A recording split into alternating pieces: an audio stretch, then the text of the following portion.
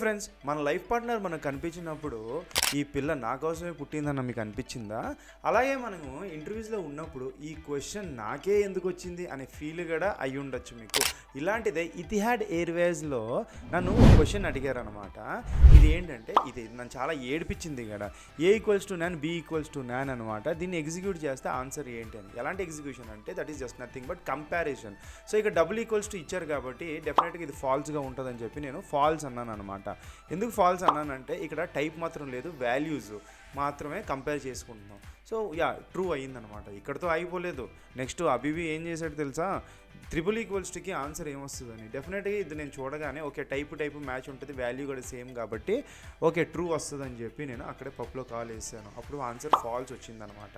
ఇక్కడ ఏంటంటే NaN is never equal to it self. అది ఎప్పుడు గుర్తుపెట్టుకోండి.